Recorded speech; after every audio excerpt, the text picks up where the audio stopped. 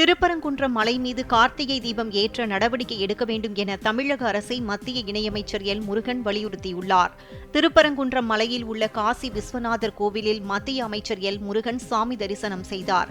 பின்னர் செய்தியாளர்களை சந்தித்த அவர் 1994ஆம் ஆண்டின் நீதிமன்ற தீர்ப்பில் இந்து சமய அறநிலையத்துறை திருப்பரங்குன்றம் மலை மீது கார்த்திகை தீபம் ஏற்ற வேண்டும் என்று தெளிவாக கூறப்பட்டுள்ளதாக தெரிவித்தார்.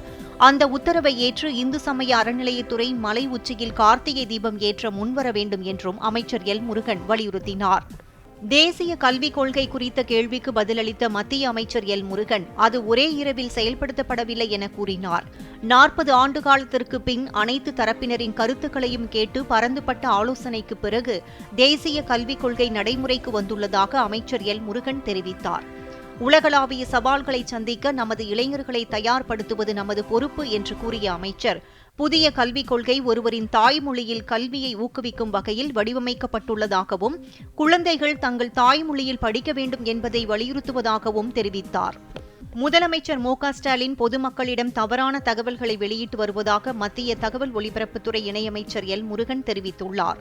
மதுரை மீனாட்சியம்மன் கோவிலில் சுவாமி தரிசனம் செய்த பின் அரசியலுக்காக மக்களை தமிழக முதலமைச்சர் மு.க.ஸ்டாலின் திசை திருப்பி வருகிறார் என்றார். மும்மொழி கொள்கை தொடர்பாக செய்தியாளர்கள் எழுப்பிய கேள்விக்கு பதிலளித்த அமைச்சர், புதிய கல்விக் கொள்கையை தமிழக அரசு ஏற்றுக்கொண்டால் மத்திய அரசு முழு ஒத்துழைப்பு வழங்கும் என்று உறுதியளித்தார்.